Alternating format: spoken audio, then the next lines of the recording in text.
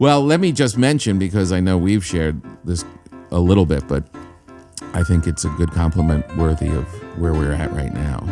My daughter saw you at Largo, and she's a young, cool person, and she saw you on a lineup with a lot of great people, and you were the one comic. She was like, that was the one.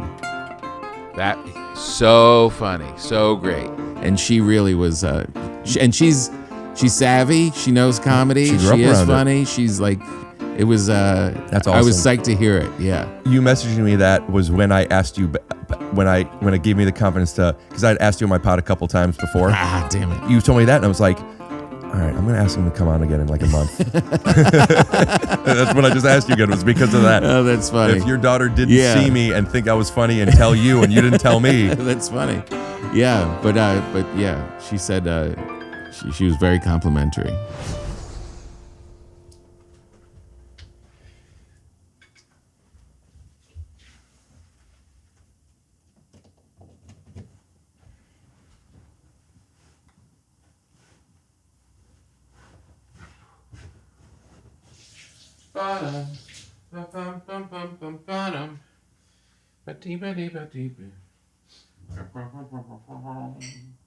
Teenage Mutant Ninja Turtles or Dumb and Dumber Glass? Totos. Totos, please. Grazie. This is for you. Nice. Cowabunga. Gulp, gulp, gulp, gulp. The answer is yes. Oh, good. I did work out before I came. Yeah, because I didn't want you to have to get out of the way, right? Exactly. And you're like, oh, then what do I do after? Well, you're done after Think this, about right? it. I'm pretty much done. I got to go see Colin Quinn. You got to, or you get to? Have to. Oh, you don't want to? No. That's the guy that you used to fax your jokes to, right? That's right. How'd you find that? This is take your shoes off, buddy. Ah, you're good. Gulp, gulp, gulp. It's not Sopranos, which takes place in New Jersey, Saskatchewan, where you're from. You know what I'm doing. Saskatchewan? I don't know, wherever you are. You're from Jersey. Mr. Papa, yes, sir. Look into camera for a focus. Yeah, you're going to like that. Yeah, you're going to like that. You are. I got new cameras. I think you're going to be really happy with the way you look. You did? Oh, yeah. New cameras. Good for you. I can never get the angles right. I've noticed. Right? Yeah. It's rough. It's always here. Whatever camera you got, whatever camera anyone gets, doesn't matter where they line up, the shot will come out of side neck. Well, move the camera closer to front of face. That's what you'd think. I was, first of all, I'm not even bringing here to talk about your camera angles, but I'm happy to get into it later. Okay. Also, for those of you who want to check out his Barbara Cochran episode, we don't even have her for the first couple minutes. I almost left. What do you mean you don't have her? The first few minutes, it stays on you the whole time. I don't know who's switching your cameras. Oh, my But we might God. want to switch that person. Theme music. That's the New York part. The New York studio. Blabbity blue, scoop dee. Oh yeah! Are we hot or am I just moving around? Should I put AC on? No? You're moving. Because, because I just worked out and I'm not that hot. Oh, did you? Oh, yeah. You didn't hear? Well, as you know, I just worked out. Uncle Ricky, I want to see you do comedy. I know you do, Iris, but are you 21 years old? No. Are you 22 years old? No. Maybe she can use her mom's ID. Do you want to do that, Iris? I guess. But where can we see you? Well, if you are in the Chicago area on August 3rd, That's where I'm from. I'm doing 2 shows there at the Den. I love the Den. Head on over to punchup.live/Rick Glassman to get tickets. Chicagoans, it's your native son, John DeWalt. Do yourself a favor and see the funniest comedian on earth when he's in your town, August 3rd at the Den. Thanks, dude. Back to, oh, you know what's interesting? I didn't even think about this. Tom Papa is our guest today, and you're John Papa.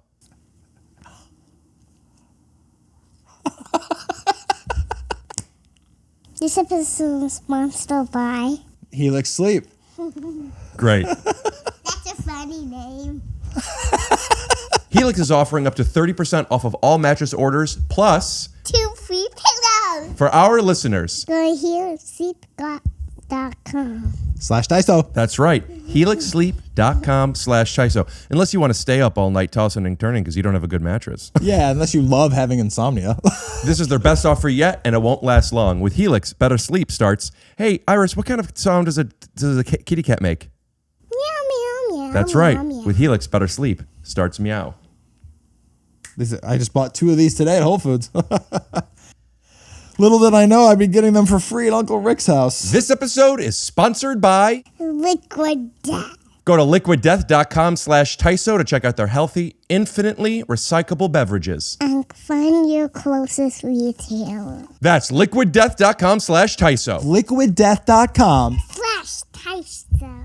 Cheers. Nice to see you. Thanks for coming on. We're coming back. You ready? You good? You okay? I'm good. No headphones for you? I love headphones. You're waiting for me? I was following your lead. You know, As the host does, so do you. let's say you and I go out to eat. Yes. Okay. Oh, wait. Could you? Oh, okay. There might be a pop. Heads up. I'm plugging it. All right, go ahead. A Tom pop. Bop, bop, bop, ba-da, bop. There you go. Let's say you and I go out to eat to a place where we're getting a hot dish. And your plate comes first. Yeah, Do you wait for my plate? I do. But that's because we're new in our relationship. If we're pals and we're dudes and we do this a lot, just eat when it shows up, Do you mind if I shine a magnifying glass on this for a little bit? please. So, since if we're new friends, you want to put your best foot forward instead of your real foot. No, I want to be mannerly and gentlemanly. But if that's And not these- what you're normally like, And what we're normally like are disgusting animals. And the reason that we have all of these rules, which a lot of people have abandoned, are because we don't know how to act. And there are these rules that have kind of been set up, saying excuse me, saying please, saying thank you, pulling a chair out. All these little things are the roadmap so we can get along and get all the noise out and then just interact with each other. And so it's not really like lying or putting on a facade. It's following the rules of polite, mannerly interaction so we can then be people. Yeah. And it's important, and I really do believe it. And I know it sounds nerdy and old-fashioned, but I think the breakdown of all that stuff has made going out around human beings pretty intolerable. You know what I mean? I don't know what it was like before I knew what it was like. I do know Right. that what you're saying about society is the same thing that people say about what the best generation of Saturday Night Live was. It's always when they were in their 20s. It was when it was the best. Well, but not even if you break away from eras and you just are around people with manners and then around people without manners in the present day. But there were people It's a with and big without difference. manners back then. 100%. Also, an analogy would be to like, if you put somebody in an all-girls school or an all-boys school or a very religious place where you're telling them these are the rules they need to do, once they aren't policed, there's an explosion of the opposite. So back in the days when it was oh, let me wait until my meal is cold and yours is hot and let me pull the chair out for you. Yeah. They're beating their wives and raping people. So there's And a punching give and each take. other in the face. Yeah. Yeah. I also Let's not go back in time though. Let's stay in present day. Okay. If I am around people who are just somewhat mannerly, it's a much more pleasant experience than being with someone who's chewing with their mouth open, 100%. dropping F-bombs in front of children, all the rest of it. That experience is much worse than being with the nice, mannerly people. Somewhat mannerly, and that's Somewhat where mannerly. we could connect. Yes. Because you tying in the pleases and the thank yous with the pulling out the chairs and the waiting for my food to get cold, those things don't go together. They don't? A please and a thank you is an acknowledgement. It's a call and response. It's being seen. It's saying that I value you and I see you. Yes. I'm not saying you need to or you don't need to. I subscribe to yes to that. Yes. But the other things, the pulling out the chair, to me, is more performative. And here's what I mean. Let's say you and I are new friends. Okay. We go out to eat. You'll wait for me. Great. Now, let's say we do that for 5 months. We go out twice a month. At a certain point, the food comes. You eat your food. We're comfortable. You're still going to say please and thank you to me. That doesn't dissolve. Whatever you're going to keep after 5 months of friendship, have those. Right. The ones that dissolve, don't fake it. I still pull the chair out for my wife Then- of 25 years. Then that's a real thing. I still will stand up when people come to the table. Like if we're waiting on a couple and they come over. You know what I mean? Like, I think you're right. I follow what you're saying. But I do believe that and it makes people feel good. These little gestures. So what I wanted to shine the magnifying glass on was less about the rules that should and shouldn't be. Okay. And more about what I feel is a bit of hypocrisy. But in I'll do it for now, but then once we're friends, I won't do it anymore. If you Right. still do it later, that's your thing. You're a gentleman. You wear gentleman clothes. You do gentleman things. Well, we just met minutes ago. If I came in like I knew you from like, if I don't know how you act with your friends. Don't even tell me. Can we do it? Can we do it? Show, let's see what that would look like. Let's just walk in with me and let's pretend that we're old pals and you're an animal. And See, this is the problem though is I'm going to be acting a little bit because I'm not really that way. well, You know what I mean? caught you. It wouldn't be that bad. It wouldn't have been that bad. It wouldn't have been that bad, but there are things when you first meet somebody We're old friends. that you. Theme music. Oh yeah! Put your phone and glasses on the couches where you'll be sitting. Do you want Rick. water? No, I don't want water. Yes, I want water. Room temp or Are you an idiot? Do I ever have cold? Room temp it is. Thank you. What's going on? Seems like you're in a bit of a mood. You didn't work out or something today? I definitely worked out. Oh, you just got you got a little pump going? What? You have a little, could you hear me? Yeah. You got a little pump going or something? Like, are you still feeling a little aggressive? You do this all the time. Why do I have to have my shoes off? Do you wear shoes in your house? Yeah. Do you really? Yeah. Swear to God. Mr. Rogers shoes, though. Indoor shoes. Indoor shoes. I would allow indoor shoes here. You would? I have indoor slippers for when my mom comes, That's good. See, I didn't think that really... which you probably know because you're here all the time when she's here. Right, exactly. I like indoor shoes. Mr. Rogers was onto something. Yeah. Look how comfortable you look now that you... I remember when we first met, you used to be like, oh, I have a little penis, and I'm not in a bad mood. And I'll look at you, big cock, having a good time. Yeah, I am a F-bombs lot in front of kids. I am a lot more comfortable. It is true. Back when we first met, it was definitely. I felt pretty comfortable the first time we met, honestly, but there was a little more of your house, your rules, shoes off. You really are a shoes on household, or you just wear indoor shoes? Shoes on household. So if I come into your house- yeah, you can have your shoes on. Yeah, we clean a lot. You said you have obsessive compulsive disorder. Probably mild, but yeah, my kitchen's immaculate. My desk is. Yeah. Yeah. It's nice. Yeah. Calms you down. Feels good. It feels real good. That's how I feel when I've tried to explain, when I have explained to people why I like a blanket down. The feeling that I think you have with your Yeah. in your kitchen is when I take a shower and I have my new indoor clothes on and I come downstairs to watch The Sopranos or something. The blanket is off and I'm sitting on my couch that has not been touched by outside clothes and I just feel good. Yeah, I totally get it. Yeah. Yeah. And I'm not going to try and talk you out of it or say that you're kooky. I get it. Thank you. We all have our little things. Makes you feel good, makes you feel good. I've noticed that I connect faster, if not better, but at least sooner with people who have things. Because I think when somebody has things, Yeah. even if they're different things, you could understand. I I don't know why Rick is doing those things. I don't know why Tom, but like I know what it's like to have things. Yeah. So you just let people be. Right. Yeah. Do you notice that with your friends? Yeah, I agree. I think that if you're more accepting of like, all right, well, I don't want them intruding on my thing, so I'm not gonna correct them on their thing. I was watching your episode with I mean, I've known of you for a very long time, and I actually Yes, it's nice to meet you. yeah, Sincerely. you too. Yeah. Very much, very nice to meet you. You're a tough guy to get in touch with. Am I? Yeah. I don't mean that in with any subtext, but like you followed me years ago. I did. And I had been following you, and I sent you a message here and there. You never saw them. Oh, because it was only on social media. Yeah. Right. And then even here, like you're like, yeah, let's do it. And then I sent Yeah. you an email and I didn't hear back. And I'm like, well, he confirmed. So Yeah. we're going to do it. But I also, as I was setting up, I was thinking to myself, probably, I'm probably podcasting at noon.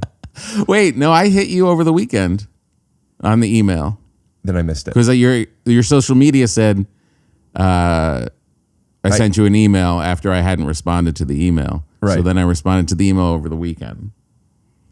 Maybe I didn't see that one. Yeah. I do have a feeling comic to comic, when we say we're doing something, we're good. We're doing it. You got a great group of friends. You know what I mean? I have noticed that, like, I had a podcast on Friday and Thursday night sent a text, just confirming, not like, hey, Yeah. are we still good? Just reminding you, just touching base. Yep. Oh, we can't because blah blah blah blah blah. And it's like, if I didn't message you, I would have been set up. Right. It happens. It does. It happens. Yeah. Yeah. Comic to comic, though? Really? Yeah. Wow. Yeah, that's upsetting. And I judge it a little bit too. I do too. And I judge them even more if they run a show where they book comedians or if they have a podcast. Mm-hmm. You know. Oh, God, yeah. That this Yeah. scheduling thing is the biggest pain in the ass. Yeah. Yeah. No, that's bad form. But yeah, I did think I'm trying to cut ums out. Do you want us to do it? Or you're No, talking live I think time? that was a foul, but I'm trying to keep track of it. I'm trying to get ums out of my life. It sounds like you're trying to keep track of it. Like, what are the? This is going to sound so stupid. Yeah. The baseball player in baseball, the people that call strikes and Umps. gotcha. Oh, you're so clever. Thank you. Damn it, that's two. It's filling in space Yeah. when you think you gotta ka. And I can't tell if it's just social etiquette of I'm trying to fill the silence, or I am noticing that my brain is slower than I want to go. How many siblings do you have? 2, Older, younger. younger?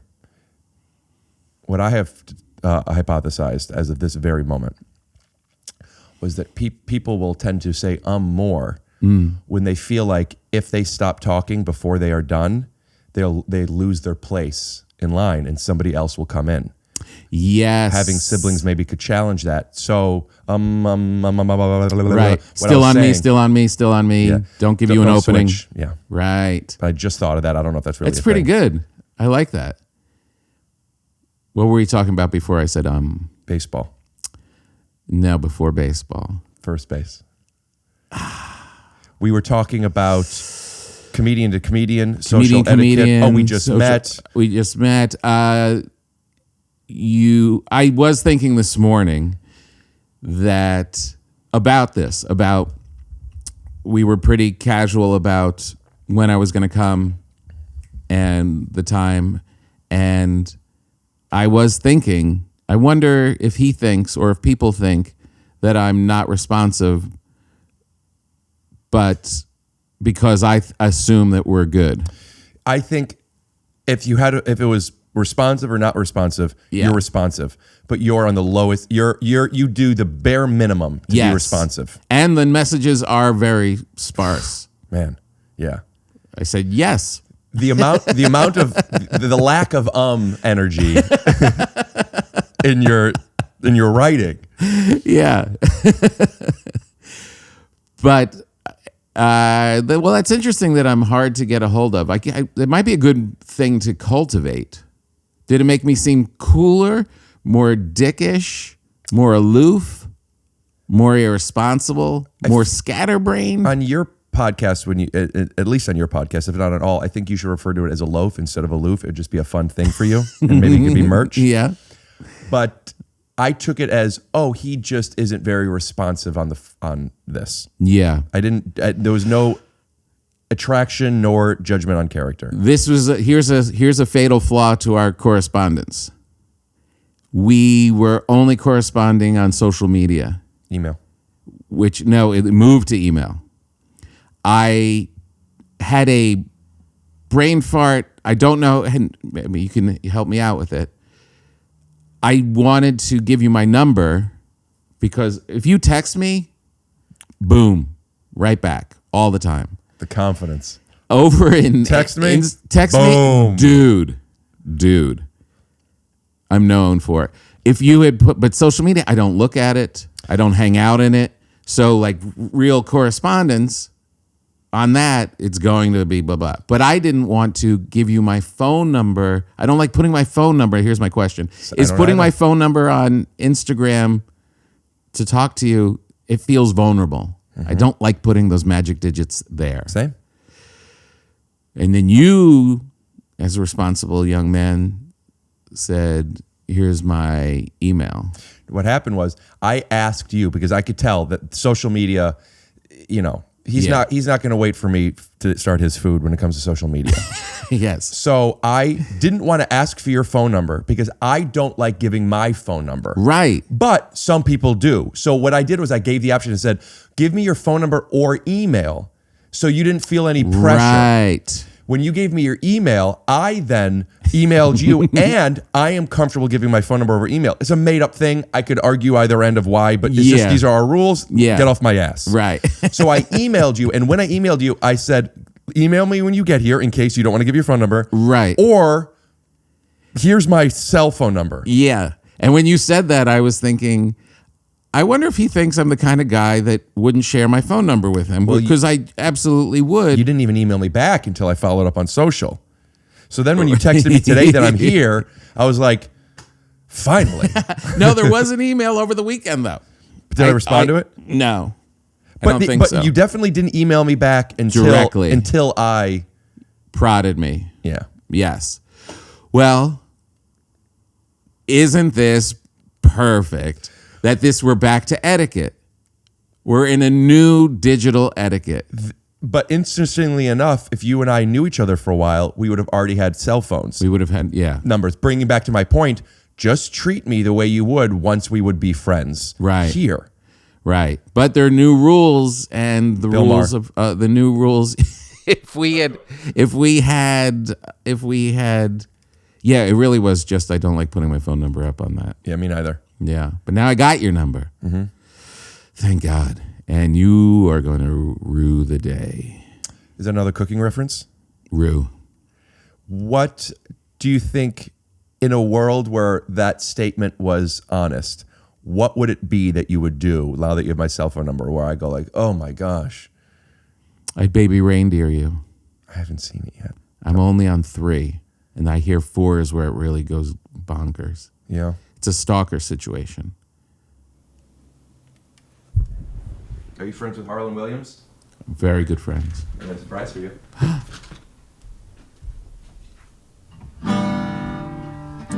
I'll never Oh. you any sorrow. We're good friends, but not like great friends. You got. I've had him on the balcony for a few episodes now. Hey, buddy, just out here on the balcony, just hanging out with my friends. Oh, speaking of friends, Joe Montana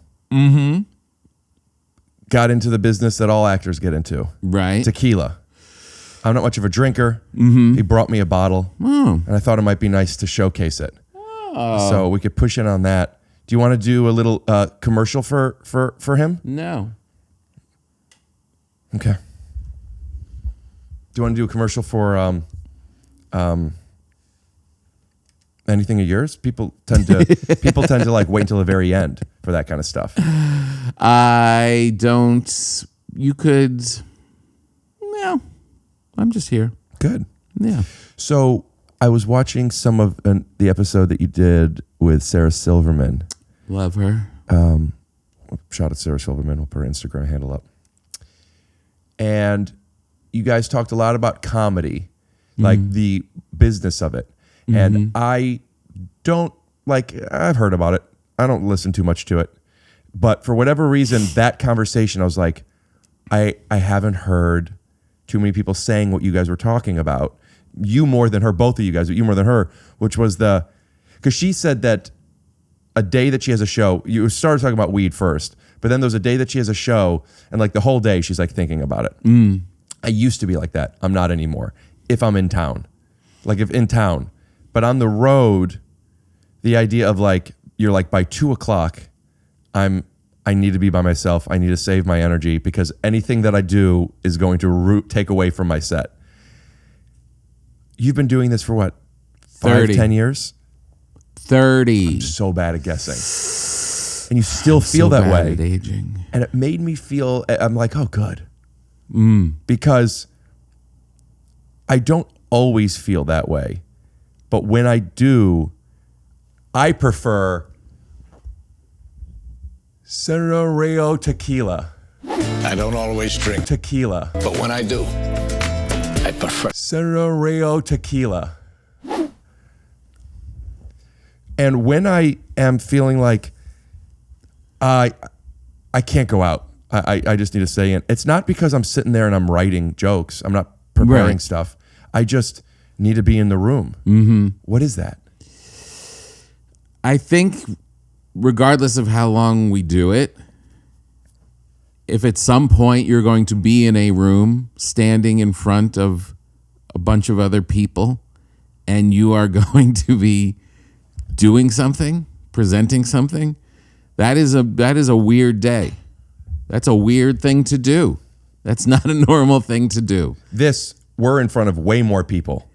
Way more people than any comedy clubs or theaters or, dare I say, amphitheaters. Stadiums even. But they're not in here. I don't see any faces. So it's not that people are watching what you're doing. It's you watching them watching you is what makes it weird. Yes. Well put. It's a weird thing to be like, why do you, we're all assembled, we're all in this room, and now you think you're worthy of walking up there and talking to everybody. It's weird. It's a weird thing. So that thing is going to be a different thing than just going about your day. Like when I'm on the road, I'll shut down and not do a lot after 2. But if I'm home and I'm going to the store or Largo, that will be I don't have to shut everything down for those Why? sets. Because you're home or because it's 15 minutes? It's short.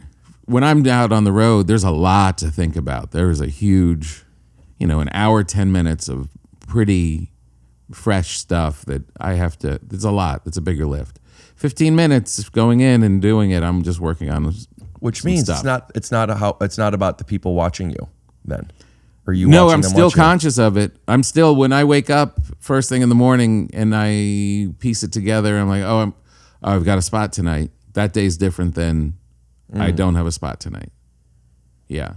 This is not, I don't have a spot tonight. Can you feel it? Would you have worked out if you did? Yes. I can't. I don't know you enough to know what to compare it to. Yeah. Do you ever wouldn't be able to. Do you ever have a spot and just the whole day you're like, whatever, I got a spot, I'm fine, and then like, do you ever feel like you're very, very funny and there's nothing you need to even consider? What do you mean? Because the way you said it's weird for you to be watching people watching you, there could have been different reasons it was weird. The only reason you gave, which was, or at least implied, which was, why do I feel like I'm good enough to hold court for these people? So the question, I guess, would be, do you ever feel like you are the best? I'm funny, I'm great. Yeah. And does that get rid of that feeling, or is it still weird? No, I think, I don't mean, it doesn't get rid of that feeling. I mean, there's some days you're more confident than others. And if you're prepared and really know, like, I'm working on this thing and it's really prepared rather than just I have a spot and I don't know what I'm going to talk about. it's really just the act of having to be up there. That's not going to go away, regardless of how prepared and ready and I'm confident and all this. I can't wait to go do this bit that's been killing. Tonight it's going to go great. It's still going to be on my mind when I'm walking around during the day because I've got to get my car and go over there and do it. And Do you like doing it? I love doing it. Truly love it. Do you? I'll answer you in a second. Dennis Rodman said in the Last Dance documentary, they don't pay us to play basketball, they pay us for everything else. And that connected so much with me because I used to sleep with Dennis Rodman. I know. And he never told me that. Interesting. Never once told me that. Weird. And I was with him after he was doing all that stuff. You can only know people so much. And I knew him well. Yeah. But I also connected with the idea of like, oh, I think that's how I feel about stand-up. Mm-hmm. I like being on stage usually. Mm-hmm. I so dislike the travel, the thinking about it, Yeah. any of the work. Yeah. The being in my hotel at 2 and like, for what? And then I'm going to go there and I'm going to do a thing and best case scenario, okay, I'm still funny. I'm still funny. But also I don't get a high from it. I don't get a high from it. If you have a good set, It feels good. if you have a bad set,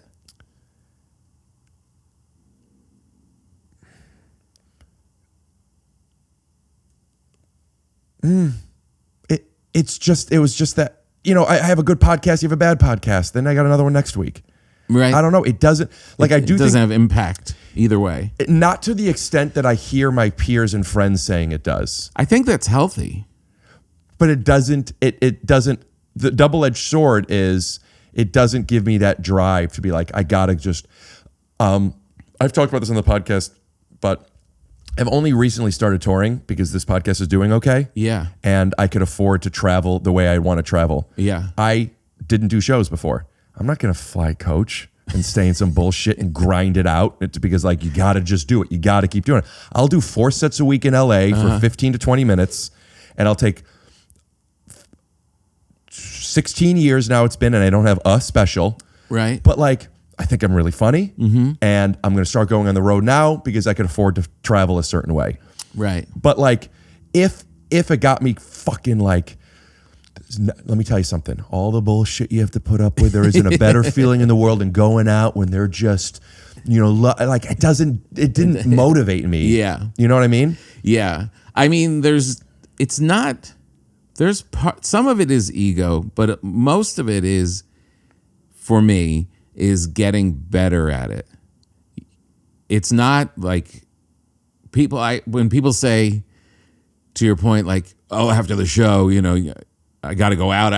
It takes me a while to come down after the show. I'm like, if there was a mattress on the side of the stage, I could be asleep before anyone got out of their chair. I'm not like, whoa, this was amazing. Even like a big theater, a lot of people, I could still go back and turn on TV and fall asleep. Does get better mean become a better comedian or Yes. get better with your jokes? Both. Are you a better comedian now than you were 5 years ago? 10 years ago? Yes. Yeah? Yeah, for sure. That's the one thing. That's why I love it, is that I have this thing in my life that I can continually work on and improve on. And that has given me a real center, Yeah. a real sense of purpose. I wonder if I feel that way, because it's to get better and better. Is like if it's a video game, you're gaining levels, Yeah. and objectively, you're at level 85 instead of 71 now. Right. But I think of it almost as like different. You're playing different games. Like, all right, beat that game. Onto this one now. Right. So I'm not better. It's not the same thing. What I do now is not what I did 7 years ago. And I was better at the thing I did 7 years ago back then when I was doing that much more experimental, weird, fun, awesome thing. I don't do that as much anymore because now I want to do more material stuff and I want to talk about me more. Uh-huh. And I'm much better at this, but I'm now worse at this. Right. And I miss this. And I now have sometimes made a point, I got to start doing this stuff more. And I've been, Yeah. but I'm not as good at it. Right. It's good though that you stick to it because you have that. You could go do that, but artistically you're not. Yeah, it doesn't feel as it feels like I'd be doing it to do it, or I'm doing it because it's a skill. It's like a party trick almost. Yeah. So that's not good. That's putting yourself in a very vulnerable, humbling situation for the sake of whatever you're trying to express. That's a very difficult thing. People don't do that often. What would be the opposite? What just sticking? Someone with the that thing? has like a 45-minute set and just keeps doing it for 10 years. So without even changing the jokes, because it works, because they applaud, because I get paid, and blah blah blah blah blah. I've been working on the act I'm working on now for about 2 years. Other than that, before that, I almost never repeated anything. Mm-hmm. I would do the same, different stuff all the time. Yeah. So now I still get this feeling when I go, especially in town. I'm going back to the same club, and like I get so the staff heard me do this already. I feel like such a liar. At what point is working on an act for 2 years? Yeah. I've been working on this for 2 years and I don't even have, I have an hour, but like I'm ready to film a half hour. Right. You know what I mean? Yeah.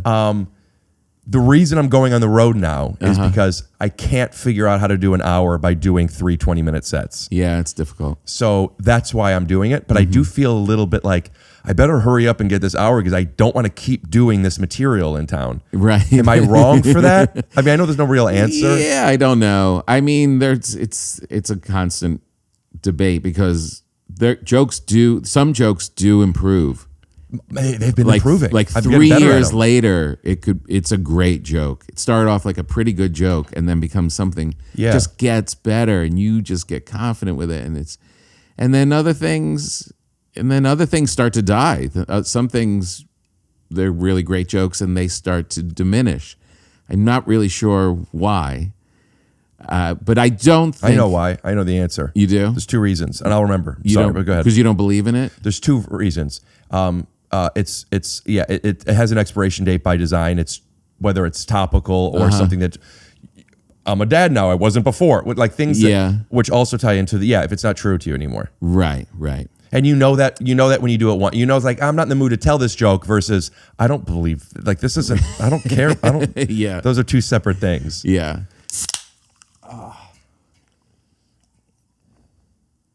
My thirst is getting murdered. Oh, gross. Now, Iris, you might be wondering, what exactly is liquid death? Silly grown-up drinks. Well, that's just the thing. They aren't silly grown-up drinks. They're not? You're telling me that this big boy right here isn't a beer or one of those super cool new energy drinks? Nope. They make mountain spring water, low sugar soda, What? and low sugar iced teas too. Wow, almost as cool as your new dog cookie. Yeah. Hi, buddy. Hey, John, what are you going to do later today? Well, we got to get Iris into the bath and bed, and then probably just spend my free time on liquiddeath.com/TYSO, probably. You could get free shipping of Liquid Death's mountain water, flavor sparkling, and iced tea 8-packs with Amazon Prime, or grab a can or a case at your local 7-Eleven, Target, Walmart, Whole Foods, or Instacart. Go to liquiddeath.com/TYSO to check out all their healthy, infinitely recyclable beverages and find your closest retailer. That's liquiddeath.com/TYSO. liquiddeath.com/TYSO. Iris, what are you going to be doing tonight? I'm just going to sleep. Okay, that'll help me too. Speaking of sleep, I get myself a great night's sleep every time I sleep on. This episode is sponsored by Helix Sleep Mattresses. Those are the mattresses that make me sleep as a princess. John, what does that mean? She sleeps like a princess on a Helix? When she's on a Helix, yeah, she becomes royalty and sleeps perfectly. Sounds like a good deal to me. Let me tell you something. I sleep on them. My parents' house has them. My cousin Teddy has them. My aunt just recently got one. I get people messaging me all the time saying, Rick, Iris, what's that over there? I normally can't, function on other mattresses, but on this mattress, It's more common than you think. yes, and I could function. And by the way, Helix puts the fun we in could shun. we could both function. Yeah. But not on a Helix, what happens? It may not be as good. Right. Iris, you can come back now. You go to helixsleep.com/TYSO and you take their sleep quiz. You find out if you're a back sleeper, a side sleeper, if you like it warm, cold, firm, soft, and then match you with a mattress. And here's the thing, they will deliver it to your door. Now, let's say you don't like it. Is that even possible? No way. But maybe you're skeptical, and just in case you're worried it's not the best night's sleep you've ever had, you could return it in up to 100 days for free, and you don't have to go anywhere. They'll come to your door, and they will pick it up. So if you're looking for some entertainment, some good sleep, and a 100-day money-back guarantee, Helix Sleep is the mattress for you. Holy poop. Holy poop. Remember, holy poop is something we only say at home. That's not for at school, right? Okay, maybe we don't. Because at school, if you say it, it means you mean to go poopy. Right, and also Exactly. maybe don't tell mommy that you said it on Rick's show. Iris, what do you think Helix is offering for our listeners? 10% or 20%? 10%. Wrong. John, your guess. That makes it 20, Iris. You should have Wrong. bet. Helix is offering up to 30% off of all mattress orders and 2 free pillows. Who, for your listeners, your fans, your goblins? That's right. Go to helixsleep.com/TYSO. That's helixsleep.com. Flash TYSO. This is their best offer yet, and it won't last long. With Helix, better sleep starts meow. You are the best. Well, let me just mention, because I know we've shared this a little bit, but I think it's a good compliment worthy of where we're at right now. My daughter saw you at Largo, and she's a young, cool person, and she saw you on a lineup with a lot of great people, and you were the one comic. She was like, that was the one. I've been saying this for so years. funny, so great, and she really was. And she's savvy. She knows comedy. She grew up She is around it. funny. She's like, it was. That's I was awesome. psyched to hear it. Yeah. You messaging me that was when I asked you, when it gave me the confidence to, because I'd asked you on my pod a couple times before. You did. Yeah. It was on social media. Damn And then you told me that, and I was like, all right, I'm going to ask him to come on again in like a month. That's what I just asked you again, was because of that. Oh, that's funny. If your daughter didn't Yeah. see me and think I was funny and tell you, and you didn't tell me. That's funny. Yeah, but yeah, she said she was very complimentary. Thank you very much. And thank you very much. And I think the reason why that set was so good, and it was, Yeah. I've been doing really well. And I've been doing really well in a very new way that I wasn't doing Right. before. I say 7 years ago because I stopped for a couple during COVID. I've been doing this too. So maybe 6 years ago. Okay. Is because I'm doing this thing which comics do. I'm building an act. And I feel so good Yeah. when like I'm in the mood to talk about it. And what I've discovered is I'm in the mood to talk about it once, maybe twice a week. Right. I can't keep talking about it. That's good. That's all right. Yeah, but You're it's playing tough. to your nature, but you're also pulling it off. But I've been going on the road, and I've made a point. I just decided to have an agent. I never even had stand up. And I'm like, hey, I don't want to do Friday, Saturday. I can't. Yeah. I can't. So now we're at a place where like, okay, we're doing random Sunday, Monday, Tuesday, Wednesday shows. That's great. Which are fine because Your people. yeah, but and better door deals and the blah blah blah. But like, I also want to do Friday, Saturdays and do clubs and have people come to the club that didn't know me, and now I introduce myself to the idea of doing. And I've only done it a few times. I'm doing a show on Friday. I did an hour, and now you want me to do it again? Is fucking mental to me. Mental. Do it again when? 9. I just did it. You mean same night? I'm saying to do a show and now they clear and to do another show, another hour. I can't just say what I just said. You don't have this issue. No, and I think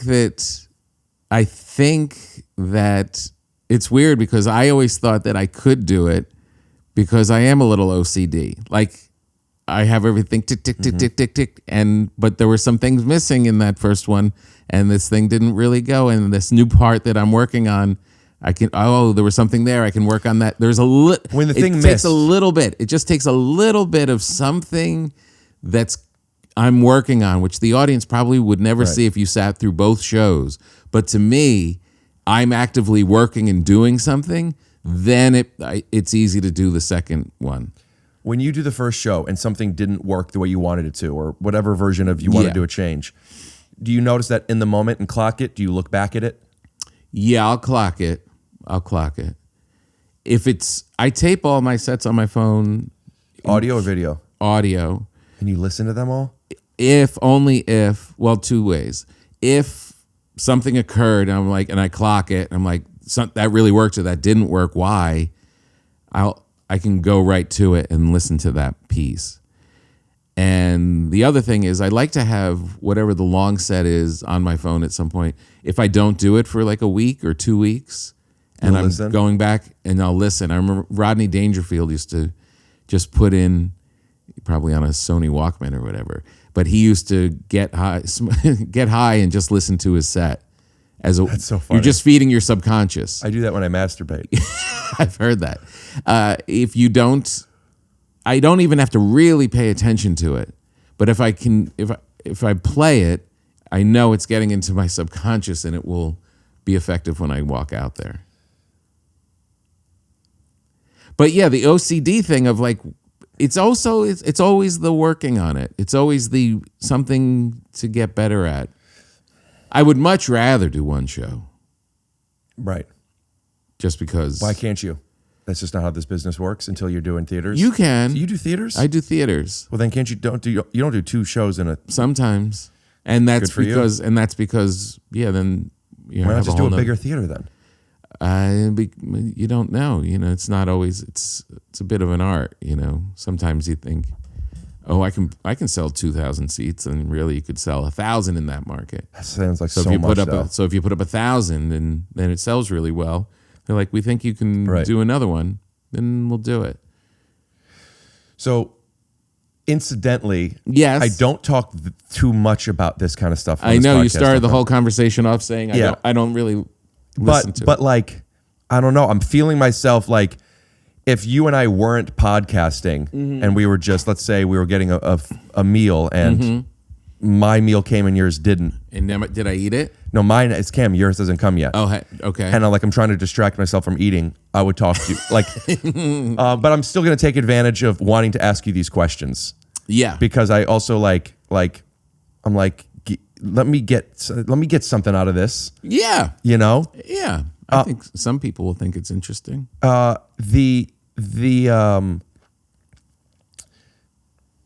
You and your obsessiveness, if that's what it is, of wanting to I got to get this better. I got to fix this. Yeah.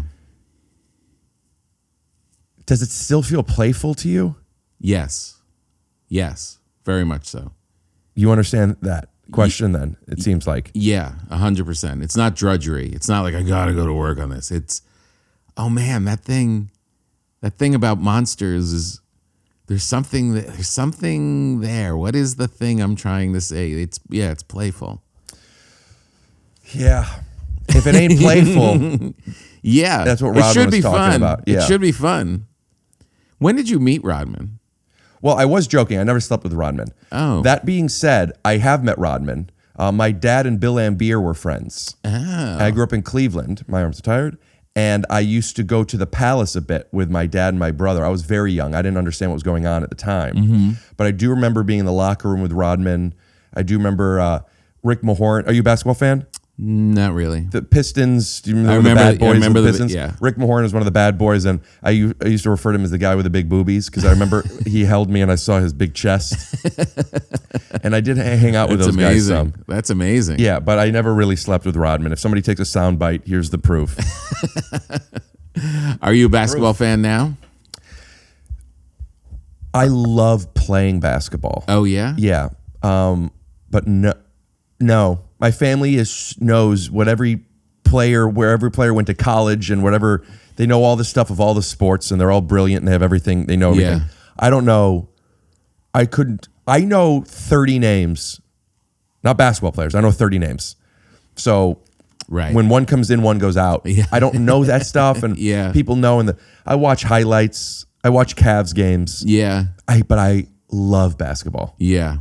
I love playing. Oh, that's good. Yeah. I'm not really a huge fan of it, but this playoffs, I've been watching my grandfather was like, you can watch the last 2 minutes of any game and it's great. That was his philosophy. And I've been kind of watching the fourth quarters of a lot of games just randomly. I do that with comedy specials. Just watch the closers. Just the closers. I'm more interested in the opening.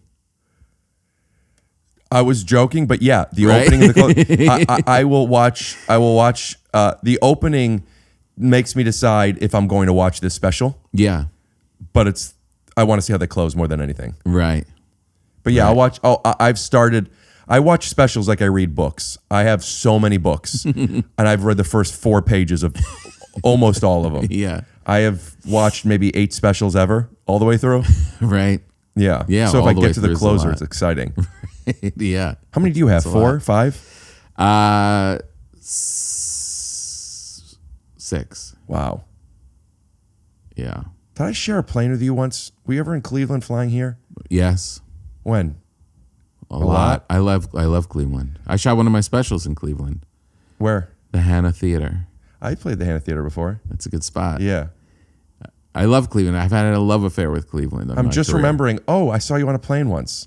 Did we say hello? No. I didn't. I sent you a message on Instagram. You didn't get back to me. Damn no, it. no. This was a long time ago.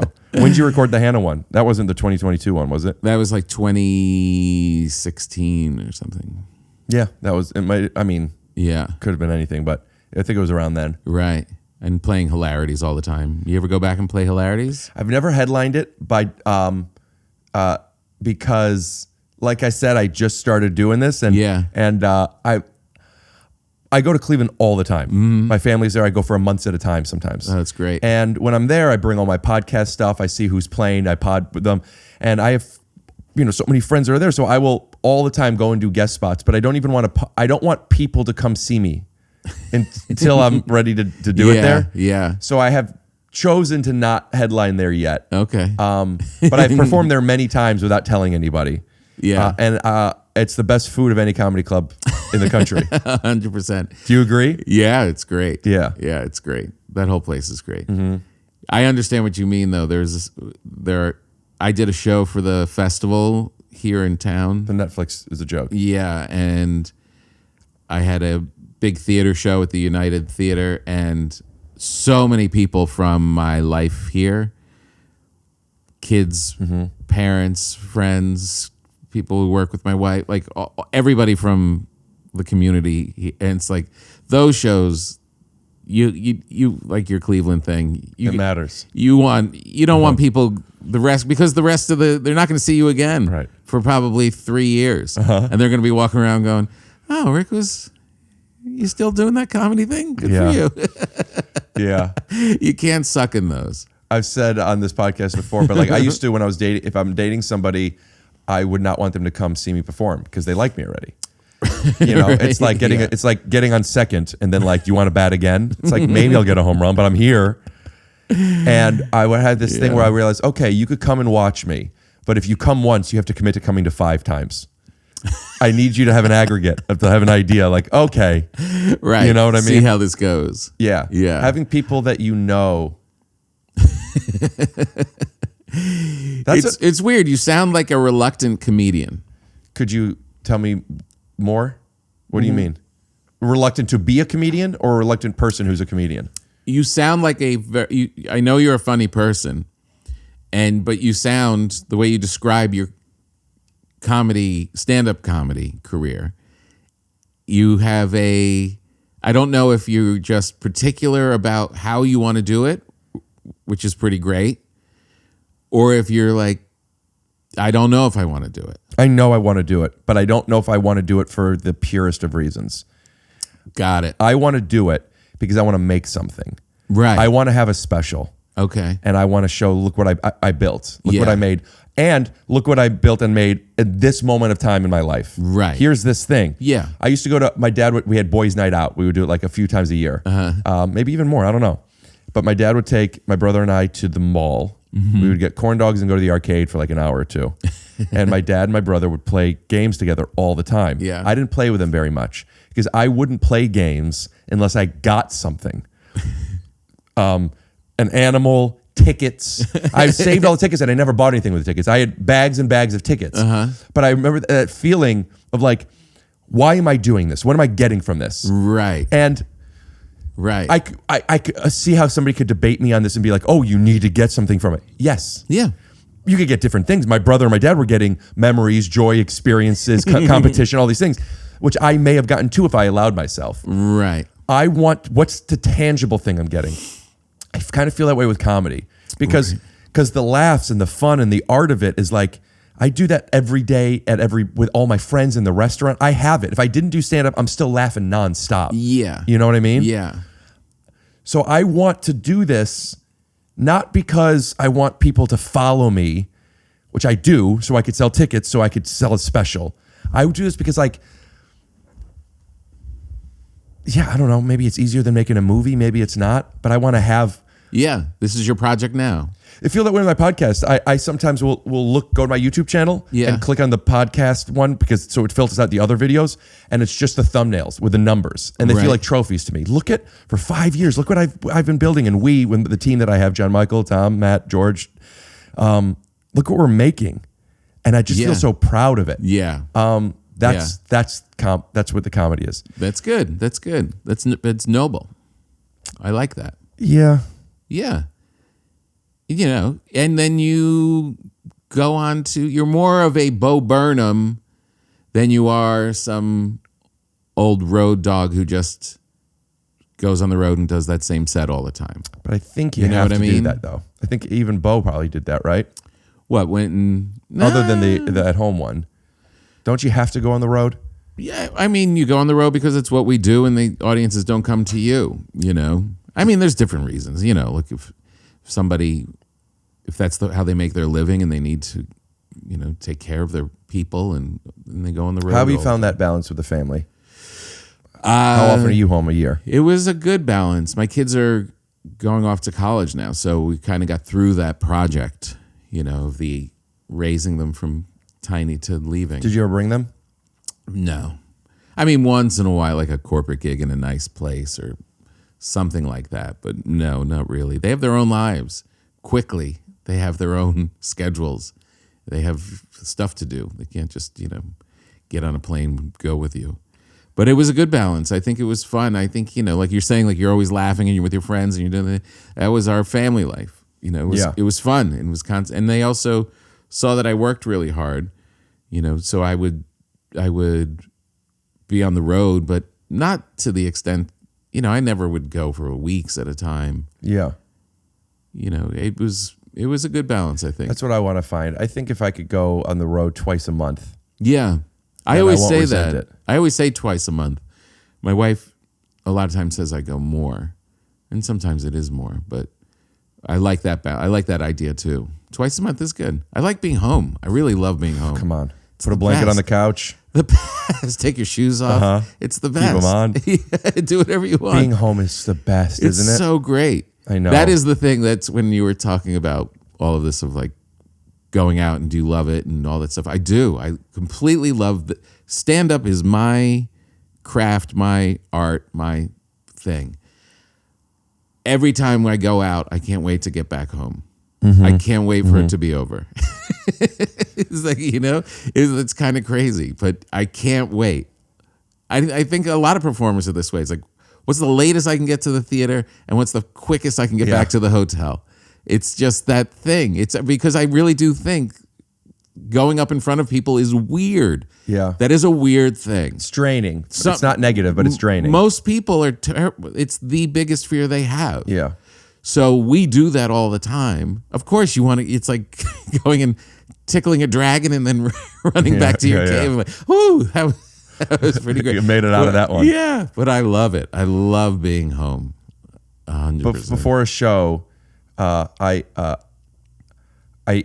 eat dinner. Yeah. And I'll almost always I do a lot of delivery or food meal things. So it's not like I could prep more food. I will order at least 2 entrees, and I'll have my dinner, and I'll have something that I know when I come home in case I'm hungry, and I will be. But even if I'm not hungry now, and I know like I pick a meal that I'm gonna want when I get back, and it's part of like my reward system. Like I know you don't want to leave, but by the time you get home, you're gonna want to eat again. And it's the arcade. It's the little Oh, stuffed yeah, animal yeah, at the I arcade. have something. I do too. Whenever a friend says I've got a special I'm going to do, or I've got this big show, or I've got this thing, my question always is, what are you gonna do after? What are you gonna have after? Yeah. Like, is there a martini waiting? Is there a cake waiting? Is like, what's the? I love the reward at the end. Oh, yeah, Yeah, you're rewarding yourself. yeah. I guess the reward for doing stand-up to me, that's like what a special feels like. That's a reward. Mm-hmm. Like, look what you earned that. Yeah, but more than that, what did we eat in the green room Yeah. when we were Could done you eat? taping? Do you eat before a show? Not right up to it. No, yeah. I need a couple hours. Yeah, I don't. I get tired when I eat because I can't stop eating. I'm thinking about right now the difference between stand-up comedy and being a comedian and doing funny stuff. Do you have any interest? I know you've done stuff, but like, does that offer you a similar feeling of doing funny stuff that isn't stand-up? I think it's our job to make stuff. You know, I write books. I'm on my 4th book, and I act in books. stuff, and I always have ideas of what else I can do with my podcast to make it more like I'm Do you want to talk about the angles? kind of go. Yes. So, for a flattering aspect, 2 things. One, have it no lower than eye line. Mm-hmm. This is still going down, even though it's low. It's still going down on you. Yeah. Go down on you. Right. Can I say that? Yeah. Going down on you. It's a safe space. And then also, if you don't like your jawline or your side profile or whatever it is, Yeah. either exaggerate it more by going the other way. So like right now we're seeing right here of you, Yeah. right? If you didn't like that, bringing it more this way shows more of your face, obviously. Yeah. But which is fine, but then it's distracting if then you see the other person's profile. Right. So if you move this one in, move that one in. Right. Another version is, since you have one straight on, which like my 2-shot is complete profile. Your 2-shot is straight on. Right. So you wouldn't have straight on. So Right. I would then suggest doing like what they do in movies, where you have basically cameras in the same place. This is a wide, and then it's just as a tighter shot. It's okay if it's the same shot. Yeah. It's have better quality. Right. Or Yeah. you just use one camera, and then you push in to have the 2. Seeing if I dry my hair in a hat, and I took it off without looking. Do you like how you look? Like, do I think I'm attractive? Yeah. Are you comfortable seeing yourself? I think sometimes I look good, and then sometimes I think I look ugly. Yeah, I guess that's just the human condition. Yeah, I'm okay with this. It is what it is. But will you just, you don't have to get up, but will you just flip that? This? Yeah, just in case the hand goes. Yeah. It's not going to stay. Maybe tuck it between those first 2 pillows. I got you. Yeah. Brilliant. I have found that like when people take pictures, Yeah. whether it's me, like, hey, let's get a picture, or if I'm in a picture with people, very rarely do I say, let me see. Right. Very rarely. Yeah, 2 that's good. reasons. One is it might put me in a bad mood. And 2, whatever I'm looking, however I look at this now, look at it in a month, and you might like, when you look at it later, you're looking at a memory. When you look at it right away, you're looking at how you look. At least that's how I feel. Right. So later, if like I don't look good, but like it looks like, it looks like what the night was. Yeah. I remember this, or we all look happy or fun or Yeah. whatever. I'm happy with it. Right. I think we should look at pictures as helping us remember stuff, as opposed to, could I look my best? Right. Yeah. Also, I don't look in the mirror very much. When I'm recording, I'll look in the mirror because I want to see, is there anything I could do? But when I get out of the shower, I put a hat on. That's my move now. Yeah. And I let it dry in the hat. And then I have one shot. I take the hat off. When it's dry, I have one shot to go like this. And then, do I like it or I don't? If I do, then good. Don't look in the mirror again. You're happy. Right. You look like what I last looked like. And then, so like, I don't look in the mirror that much. I don't look at pictures too much. But I do care. Right. Yeah. What do you connect with on that? Yeah, I think that it's. I think you can obsess. You can. Yeah, I go back and forth to. I don't care what this is me. It's whatever, and I think that's probably the space the healthiest space I you think can that's be defensive. I don't think anybody really doesn't care. I think that's too far the other way. in? It's too far? I think that's a defensive place. To not care versus to not be too bothered by or influenced. You know, like Right. when people say, I don't care what anybody thinks about me, that's crazy. To be like, I'm not going to change who I am Yeah. to make people think differently of me, that's the healthy place to be. Right. Unless you should change, and that's a separate conversation. Right. But like, to not care how you look would be, that's like what you were saying earlier, just there's rules. You know? Of course you should care. Yeah, you should. Yeah, and you personally feel good. It's not always for other people. You just feel like, it makes me feel better. Yeah. But I lived in a house once when my first house it was built like in the 70s, and there was tons of mirrors. There were mirror closets, like the closet doors were mirrors. There was one room that was a wall of mirrors. There were so many mirrors. It drove me crazy. Yeah, that's like having ice cream with every meal. This is not going to be good for anybody. No, this is overload. I did not like it. I also think even if you look good, then the more that's reinforced, the more value you assess to it. And then as that goes, you're losing money. Right. And it's just like, we all care. Yeah. But like, Yeah.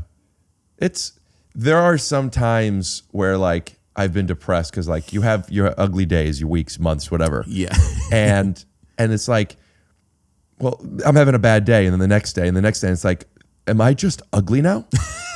I might just be funny looking. Yeah, and then there I've had moments where I've become so insecure by it. Yeah. And then there's been moments where that defensive thing kicks in and it's like, fuck it. Yeah. And then it's like, I'm okay. Yeah. I know. Fuck it is a good place to be. I know. But the scary part is when it's fuck it, whether it's about, looks or your craft or relationships or whatever. Yeah. It's like, accept the things you cannot change. That's when fuck it is healthy. Right. But when it's a fuck it, like eat better, work out a little bit more, try getting on stage some more, or brush your teeth. Yeah, do the things. Yeah. So fuck it is a dangerous tool. Yeah. But when used, properly, it's a good space to be. Yeah. that's on stage. Like, sometimes it's right, sometimes it's not. A fuck it on stage to me is always the best place to be because, you didn't prepare enough or, blah, blah. Well, there's nothing I could do now. right. I remember that feeling so you could do something later. But to have fuck it on stage, I think of that as, I've talked on this podcast before of hitting the Mario star. And like you could run into bad guys. Everything you do is fine. That feeling is the greatest feeling. Yeah. Weed gives me that feeling. Yeah. Yeah. It does? Yeah. Yeah, I guess. For a while. I'm really having a hard time with weed. That sucks. I'm having that with coffee.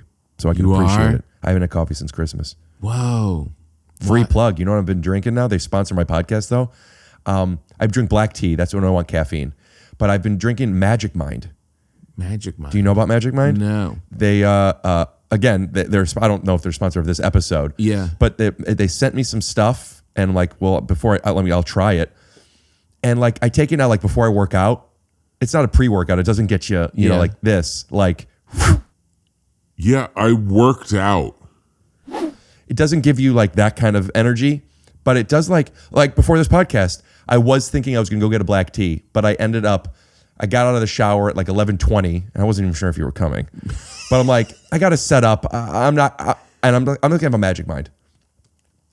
I don't know what's in. I mean, I've said it on the thing. I don't remember. Yeah. It's like matcha Herbs and and stuff. olive oil and that Lion's stuff. mane. Why no coffee? So I started no coffee because I had a guest, Mary Shanuda, on the podcast. Shout out to Mary, put a thumbnail up. She, I don't know if you call her a chef or nutritionist, all the above. I followed her on Instagram for a while, and then I felt I saw her. She won when the Warriors won championship. She actually got a ring because she was helping them. Like she did so much that she got a ring from it. I'm like, having a podcast, I have access to people who are give me this information. Yeah, that's great. So I went around and I did this gut reset for a week, and it wasn't needing to get off coffee, but just for that 7 days, I was like the first a few days there was no food at all. It was just like bone broth and stuff, and this other stuff. So I was off coffee for a week, and then I was allowed to get back on it, and I just made a decision. I'll try not doing it for a little bit, because rarely, but sometimes, 1 out of 20 times, coffee I would just like, I didn't like it. Yeah. So I'm like, eh. So after I was off of it for a few weeks, then I was filming a television show and I needed caffeine. On those early mornings, black tea worked for me. Shout out to PG Tips. Yeah. So I'm like, and now just because I haven't, I feel like if I had coffee today, I would start doing it again. But like, since I'm like, I'm 5 plus 6 months, whatever, without coffee. How often do you smoke weed? I never smoke weed anymore. I only eat it. Oh, just eat it. Yeah.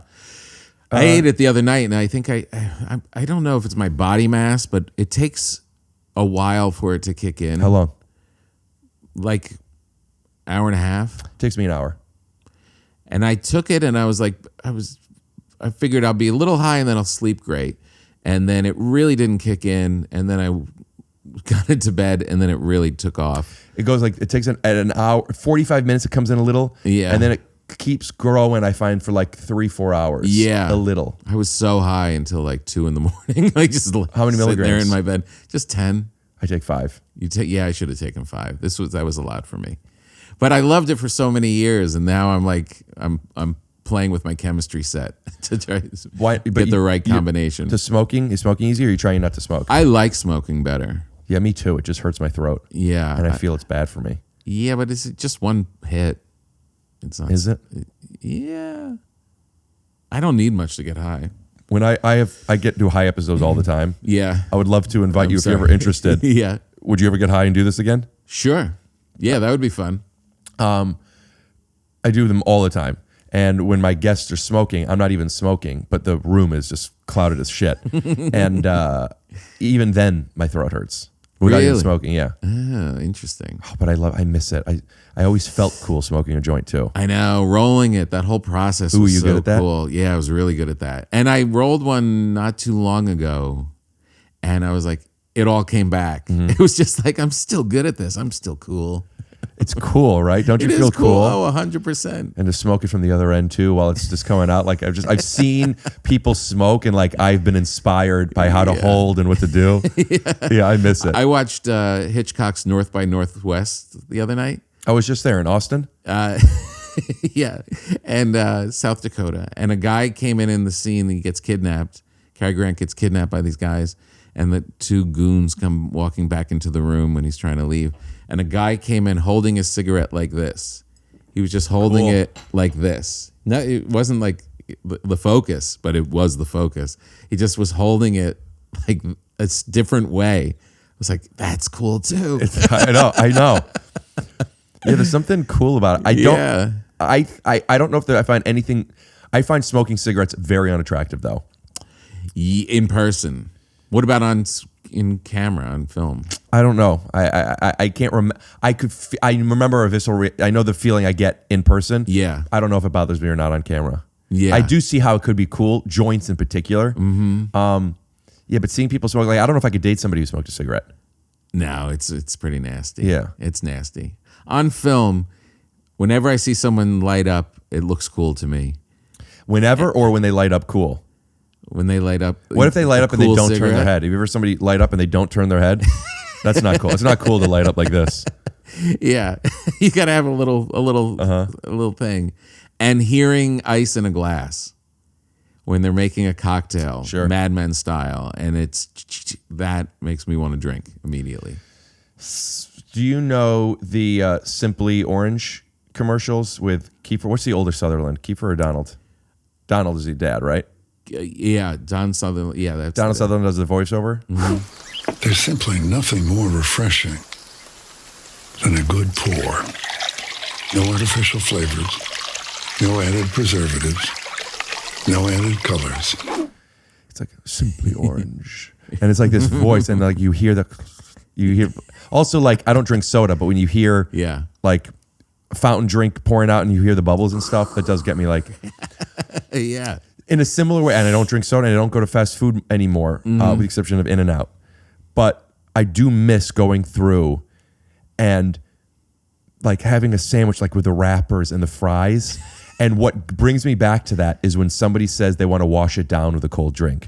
Saying wash it down. I never thought about washing down, but that saying, do you know what I'm saying? There's something romantic about that. Like, oh. 100%. I have a friend who's addicted to fast food, and she's like 50, very attractive, in good shape, loves fast food. And you have a picture of her You can... naked? No. Would you tell me who it is if we bleep it? It's my friend's wife. I'm not going to tell anybody. Tell anybody what? But hypothetically, this person, who we all know, if you mention a fast food restaurant, she knows her order. She knows her order. Right. Everyone. It's like a fun game. Because there's not one that she doesn't go to.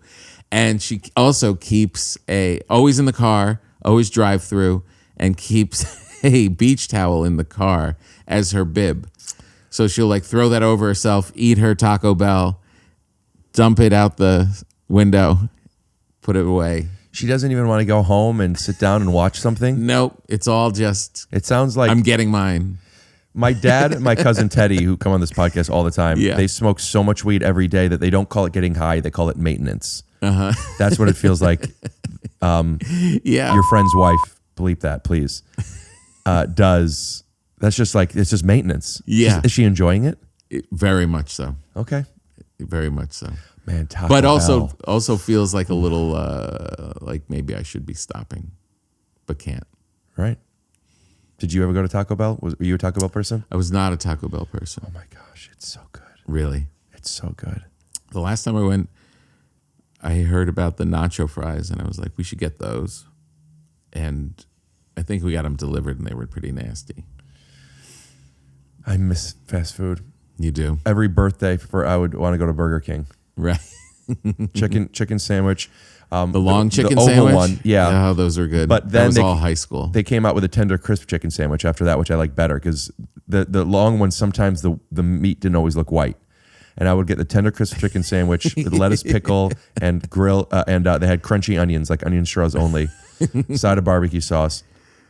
I went to Kent State, and the Burger King there, I would go to often. Yeah. And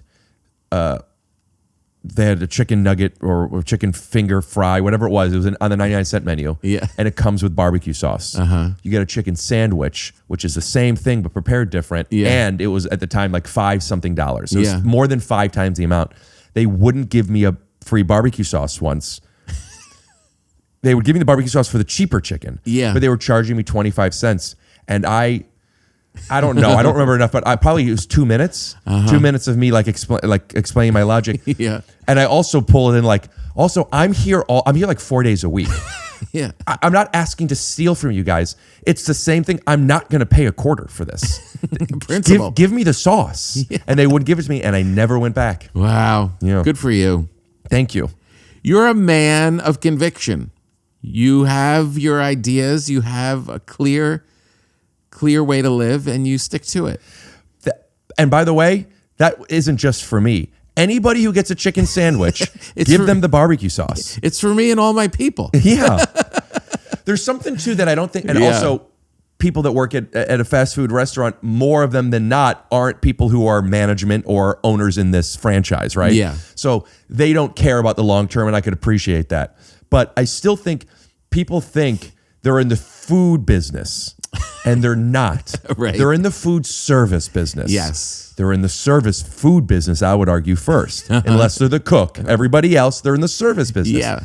Service me. Yeah. Make me happy. Because when you make me happy, I'm going to want to come back. I'm going to want to bring people. I think where you stand on the people not waiting for the food to be, wait for my Manners. meal. I am where'd the service go? Yes, 100%. Because the service is manners with intention. Does it drive you crazy when you go to a restaurant where you can't sit until you order, and then they give you the number stick, and then you got to go find your table. No, because that's operational. That's the logistics. There's a like it or not. There's a reason for it. Yeah. It's a thing where they need to have turnaround stuff. It's not a dining in place. It's a pick up your own place, and we have tables here. I know, but the pick up your own place, like that's okay. But you go to a place that you want the service. You want to sit and have somebody come up. Then you don't go to that place. I know, but it's the. I want chicken lo mein. I'm not going to the Italian restaurant for that. Well, yeah, but I think it's creeping. I think it's creeping into more places that should have been more service, and now they're like scamming it. Can I give you an analogy? Only if I can give you an OCD thing before we continue. Because it's bothering me. Let me think about it. And it's distracting me. Is there something, do you feel like it's a... Yes, tell me. There was That a was a thing blanket on the back statement. of your chair. On the back of your chair, and it's... Yeah, well, it was a blank... Because I thought we were talking about a blanketed statement of like, does all fast food restaurants or just the ones with a service? That's why we did that. Oh, that's why you did it? Yeah. I'm sorry. It's okay. We have a blanket statement gag on the pod. I'm sorry. I didn't know that. It's okay. I think because it bothered me thinking that if you don't know it and then you'd see the edit, that you'd be upset. I have a montage of them, which I would put in a few times, but now we've gotten some complaints because it's too long of every episode when it falls off, and or I say if somebody says blanket statement, I push it off. But it's so funny. I apologize. No, it's okay. Analogy? What you're saying is now there's so many places that are making this quick service change to things. I would my analogy would be to what streaming has done for television. Ah, good analogy. Not everything is great. It's harder to find something, but there are more options and there's space for it now. Yeah. Hi Ho Burger, do you know this place? I don't know it. Really good. Yeah. Burgers are good. Fries are exceptional. Burgers are really good. Yeah. You go up, you order to go or for here. They'll give you either way, you get right? Uh-huh. And you go and you'll pick up your food and you'll bring it back to your table. Okay. The food's fantastic. Yeah. Could they serve you? Yeah. Would it change the wait time? Would they be able to stay in business if they had to do that model? I'm sitting down. How many times? Where's my fucking server? Right. I will more times than not, unless I'm on a date or like a celebration where we're all talking and stuff. But if I'm at the place, hey, let's meet up. Maybe we'll get food, or I'm hungry. More times than not, I'll type it in the POS system. I'll get the food when it's ready. I don't want to wait for anybody. Right. So I don't also share in the same way as you. There is a restaurant in that was full service, and now they don't want to talk to you. When you come in, you have to order off your phone. That I don't like. You've got to immediately you sit down, and now we're both scan doing the QR this. code? QR Don't like that. code. If you have a change and you can't make it, you ask a human being, and they freak out. And What's the they're like, restaurant? You know what? Yeah, I was there recently, and I don't think I needed any. No, they let me order with them. They did. Yeah, I said to them, I don't want to order on my phone. No, I take that back. I think he said maybe we could, but the person I was with did it on his phone, so I take it back. Yeah, I know. We tried to get I don't around like to that. I hate it. And to your point, okay, if that's the way they always were, and this is the way they roll, you have to adapt. I don't like that. But you could talk to human beings at one point, and then they changed it. Yeah, And I can't go back. good French toast. It's good. Yeah, the food's good. The food's really good. Yeah, I used to go there a lot. I went less because of such a wait. Yeah, I wonder if there's less of a wait now because of this thing. I bet. Yeah. We were talking about something else with the food stuff, with the restaurant stuff, before we got into the... Can I pee? Okay. Is that another bit I'm not aware of? Let me inject you.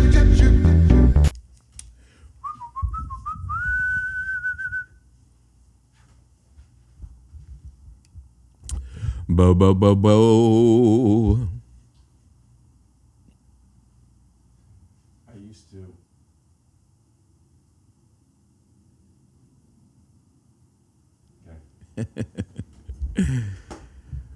Bo, bo, bo, bo. The blanket's back. You get hungry when you talk about food, or I do at least. I know. I never understood do you have to pee when you hear running water? No. No, But me when neither. when I'm talking about Taco Bell or some chicken sandwiches and burgers and fries and stuff, I do have to pee. And that's why we went. Beautiful. Boom, boom, boom, boom. Yeah, I think I would like to experience you and get to know you more with a high episode at some point. That would be and just fun. get really, really silly. You should Do come get on silly? Breaking Bread too. Could we get high for that, or is that not your brand? We could. Yeah, it's legal now. And then I'll give you bread. Then you'll get bread. So I'll eat it, but I will tell you this, and it looks good. It's really good. I am limiting my gluten. So could you do a sourdough? It's all sourdough. Oh yeah, it's all sourdough. Yeah, I knew that. But there is gluten. But I know, but it breaks down. It breaks down. It's easier. Yeah. I also take digestive enzymes. It's also I cheat sometimes. Like I'll have like once a week I'll eat pizza or pasta. So I'll like have it on a cheat day. It's just a whole loaf. Right. So like I'll make some sandwiches on it or something. Yeah, I can make a smaller loaf for you. Yeah. Well, also, but maybe depending on what's due in that day or week, I have some friends. Right. Right. Possibly a little cross promote for your podcast. We could try some bread on the pod. Yeah. And don't worry, we will be muting the chew noises. Oh man, yeah. Yeah, we don't do that. Ooh, people get so angry. I'm one of those people. Yeah. Oh, they get so angry. Not How you? does Hot Wings do it? So when you're eating a wing, it's not a stop. Even as I can't. I can't. I hate it so much. Unless we're doing a bit about it. If it's like performance. Yeah. There's not as much chewing, and also it's a lot of this. But yeah, I don't know if they. I would be interested in talking to the audio engineer on that. About that, because I have thought about. There's some things. Yeah. Because there's a lot of sucking and slurping on that. You know what I mean? Not that much with wings. Oh, with wing. Yeah, I'm saying I agree. You don't hear it that much. But on you there. don't hear it on there. Yeah. I would love to go on Hot Ones. I don't know how much I could handle it, but I think that show is so good. Yeah. I think he's so good. I think the production is so good. Yeah. And that is a great question. Yeah. But with it, like you don't normally they edit a lot. You don't normally see the biting and the chewing unless it's the spiciness of it and it's on their face. But a lot of times it's a bite.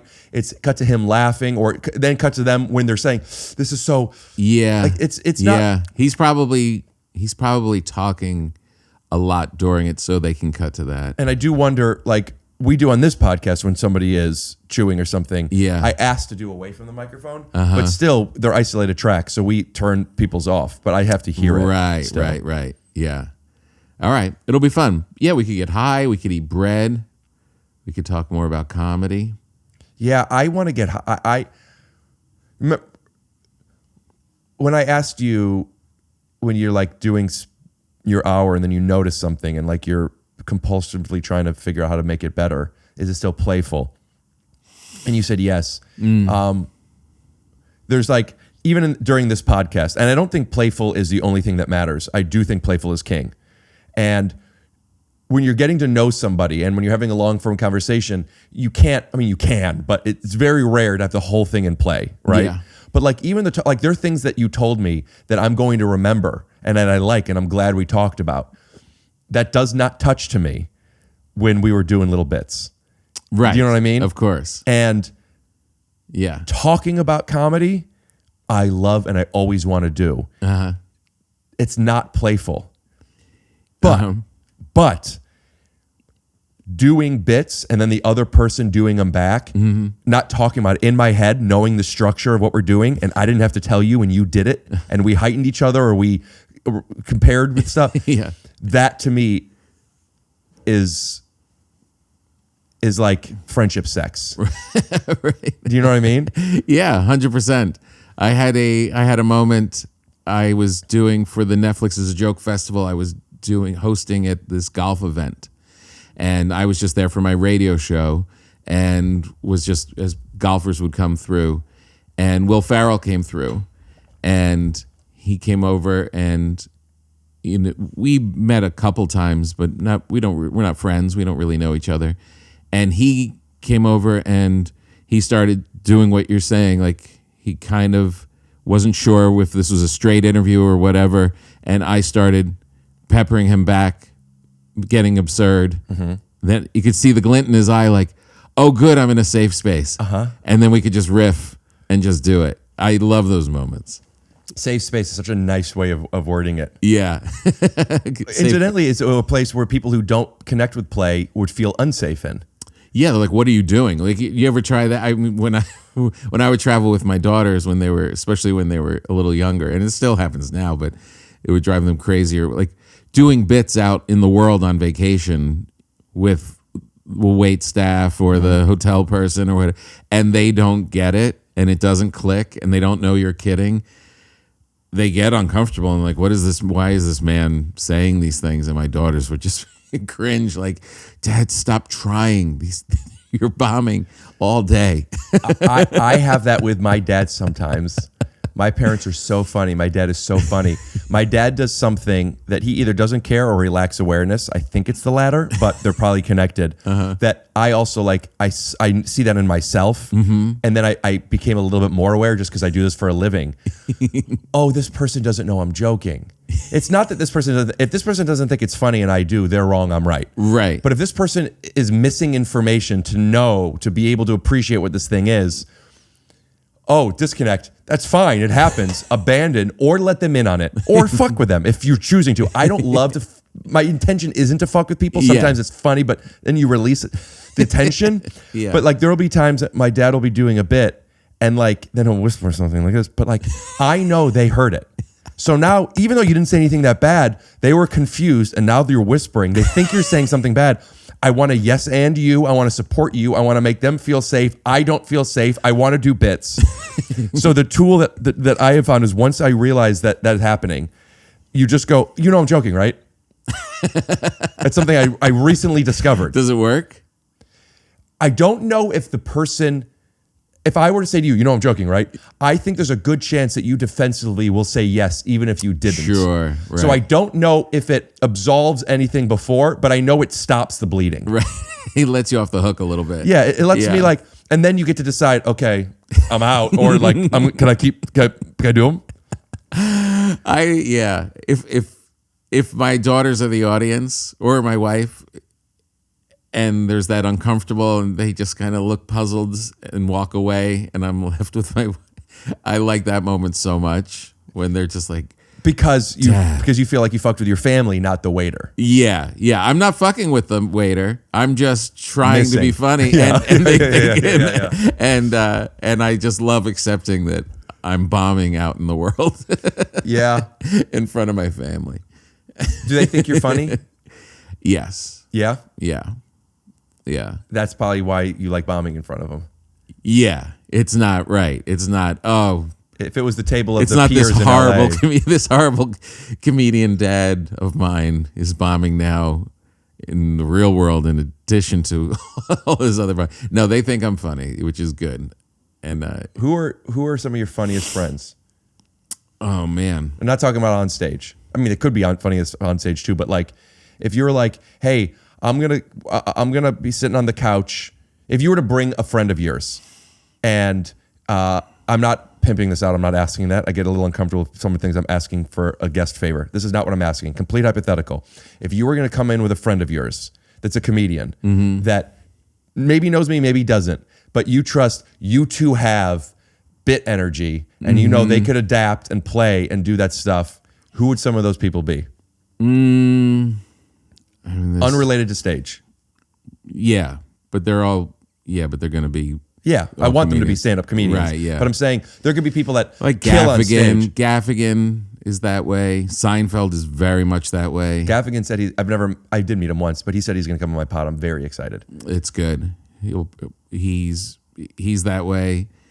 Seinfeld is. Tosh is that way. I don't know Tosh, but I bet he is. Oh, yeah. He likes jokes. He's just so funny. These guys are just it's an interesting thing that you say because there's other people that I know who are very funny who I could offer up, but I don't have that riff thing. Yeah. Like there is that thing to different degrees. You know, you experience it too, where you can actually be with another very funny person. It's proven funny person, and you like them, but you just don't have the rhythm. That's what I was saying about like the friend sex thing. It's like it's compatibility. It really is like you guys just it's not the same thing. No, yeah, it's a different thing, but it's the best. I mean, this is why it becomes difficult to hang out with people who don't have that thing, and even like my kids' parents who I became friends with, the ones who've stuck around do have that. To live in a world they don't. That's what's kind of insane through the eyes of my children, of seeing People who are friends with boring people. Just houses that don't laugh, houses that don't have funny as the go-to. Yeah. Like getting through a whole evening where no one's trying to make anyone laugh is just so crazy. So I was with my friend. Do you know Jackie Tone? Yeah. So we talked about this yesterday, and wait, it was what did you just say? That don't make people laugh. You don't laugh. You don't try and make you get through a whole night. Right, I remember what it was. We were talking about something about like this idea of like, because I love shtick. By the way, I'm feeling myself getting more and more energized now. I also don't want to hold you hostage. Are you all right for a little bit? I'm good. Yeah. I love shtick so much, and I was talking to Jackie about it because she's very shtick, right? In the best way. I think she is so funny. Yeah. But like we were talking about how like when people are just getting to know somebody, and that somebody is doing shtick, a lot of people are turned off by it. They judge it. Right. And I think the reason is because they feel like, oh, I'm either being fucked with or I'm not really getting to know this person and I want to. And the idea of shtick getting in the way of who you really are. I have more, but you seem like you had a conflicting opinion. No, go ahead. I'm just thinking. There's shtick where it's just like, oh, this is just a character defense, and also the shtick of like doing things we've heard other people do. And then there's a shtick of just like leaning into your culture and the way that you are, and there are certain things that are like shtick, but it's still that actual person. That transition into the idea of like, because you go on stage and you try. Sometimes like you're trying to be funny, and you're trying in your energy and you're physical and you're doing your thing. And then there were people be like, dude, you're trying so hard. You know it's not funny? Trying to be funny. And though I understand that idea, I understand that desperation version of it, or like the trying implies that you're failing as opposed to doing instead of trying. Yeah. But on the other hand, people will be like, oh, you try so hard. And it's like, I try even harder than you know. I try so hard. I try so hard. Yeah. So there's these families or these couples or these friendships or whatever where it's like, they're not funny. And of course, you can't always be doing, well, you can, but not everybody needs to always be doing bits. Yeah. But like to not have that as a big part of it, try harder. Say some shit. Call some stuff out. Make it weird. Yeah. Be vulnerable. Yeah. People that try and fail could be annoying, but eventually they'll figure it out or get out of comedy. Well, there's also different volumes of trying. Go on. Like you can try very subtly. It's when you're around people who are trying and it's big and loud and it's not working, that can be like, all right, I got you. If they keep doing that. Yeah. But if they try big and loud and then they realize, oh, I'm off, and then sit back. Yeah. But you know what I mean? Like there's I think, I mean, my whole existence is trying. It's constantly. That's why you got good. There's never very few. Do you think that living that way, I think about this often, does it create a life that with other people sometimes lacks sincerity? I feel like I have to brief when I've said something on a podcast before, because otherwise it feels like I'm lying. Like when I redo jokes. So I'll say this again. I've said this on my podcast probably more than anything else. Okay. I know that not everybody feels what I feel. And those people, they are wrong. I understand why they can feel that way, but objectively they are wrong to assume that it's always not this. Sincerity and jokes are not mutually exclusive. Right. They can be. But to assume that they always are is wrong. Right. And I think that there are people that cannot tell the difference. Right. And there's either they're not your person, or to give it a better chance, you need to.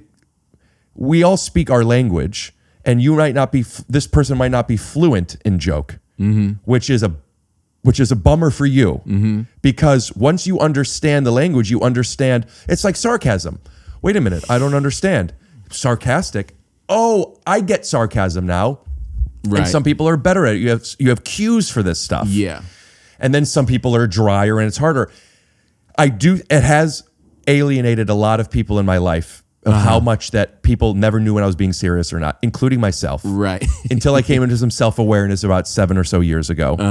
When I said to you, me talking about like saying I'm just joking is a real thing that I learned, and I talk about it on stage now. I never knew. I could just say, I'm just kidding. And then people will, more times than not, be like, oh, that's all it took. Yeah. It's not that your joke is bad, it's that they didn't know you were joking. Yeah. So yes, I think it's alienated people, but I also think it's our job to get better at it. Yeah. It's also our job to let people know what we're doing, and it's also our blessing to be like, oh, we're not for each other. I don't want to be bored all the time. No. To maybe as a volume thing in my own life when I'm out there bombing in the world, not on stage, just with a cashier or what have you. It's not so much I'm trying to kill with them or like really get a big laugh.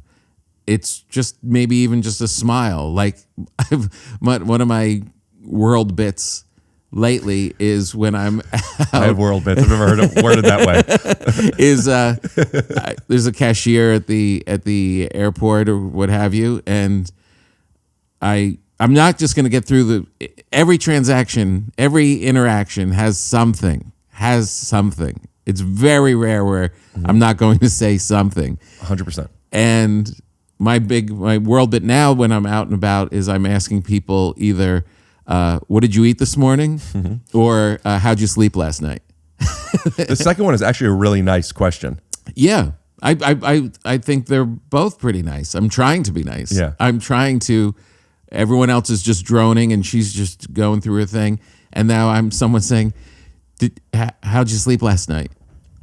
Oh, good. Yeah, but that's not a bit. It's not a bit, but it's breaking the monotony. Yes. It's a subtle bit. It's a small little shared smile interaction rather than I'm just going into like. Yeah, you took how you doing. Yeah. And you, as American, made it specific. You made it your own. Yeah, and made it specific. I had a woman at the airport, I think it was a gate agent. And I said, did you sleep? I said, how did you sleep last night? And she said, oh, I sleep well every night. And then smiled and I walked away. I can't get it out of my head. I bet she slept on a Helix mattress.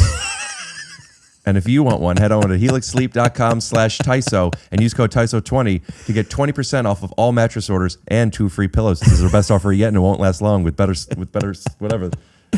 Take the sleep quiz. Yeah, but I can't get it out of my head because she was saying it like there was a I live a certain way gravitas to her answer. You didn't follow up to find out how? I was on the move. Well, you're a busy man. I'm a busy man. Yeah, I was boarding or something. I sleep well every night. I was like, and she smiled? Can you be on my podcast and tell me how? I've thought about meeting people in the wild. It's an interesting thing. I'm like, if I had a camera crew with me right now, I would say, would you do an interview with me? Oh, 100%. That would be fun. Yeah, it would be great. I hate forgetting stuff. Yeah, I know. You said we were talking about world bits, and I wanted to talk about a world bit. I don't remember what it was. Sleep or eat. But I often think to myself, I do bits with people all the time, and I always want them to get it. But I know that a lot of times they won't. They're not paying attention. They're not. Yeah. Why would they? I make sure that any bit that I'm doing, it's not mean. So if they don't get it, then it's not like they're going to misunderstand it into something bad. Yeah. but sometimes I'll do a bit, and the person doesn't get it, but the person I'm with does, and then they yes and it, and they do it in a way where now this person, instead of not noticing anything, now this person notices that they're missing something, which now the ratings are up, and now with missing something, they heard some joke that they could fill in the blank. Are they not that they even are, but are they making fun of me? And that was never the intention. That's when I go like, you're doing it wrong. But really, they're just yes-anding me. Yeah. So when I get uncomfortable in that, but I always want to do a bit. I walk around thinking, I'll sometimes do stuff where I'm thinking as if there's a camera on me, as if in case anybody is listening to this somehow. Yeah. Yeah. And also sometimes people are just flat out busy.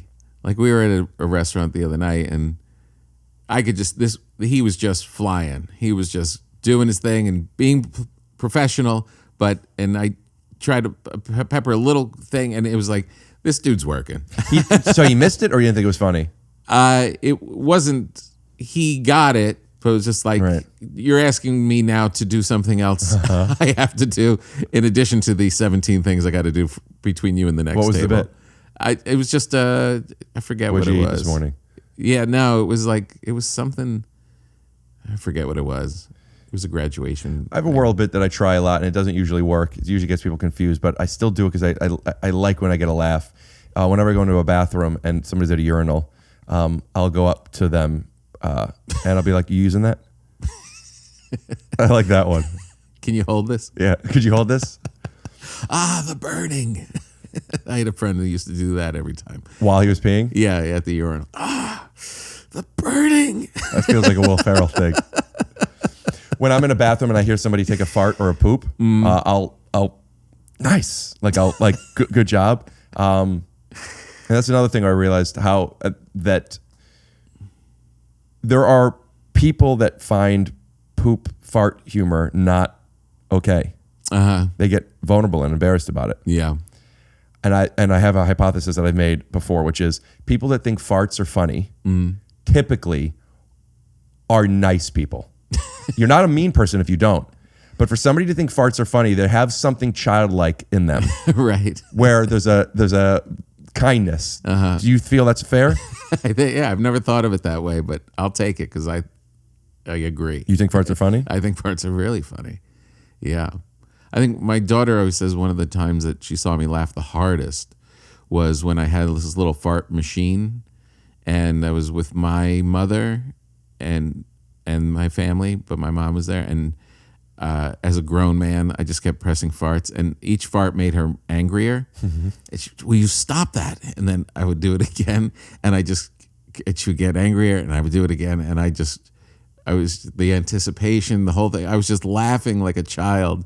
And my daughter say that was one of the times they saw me laugh absolutely the hardest. All fart based. Have you seen those clips of Liam Neeson? Not Liam Neeson, Leslie Nielsen. Yeah, in his interviews. Those? Yeah. Yeah. He's so good at them too, isn't he? Oh, jeez.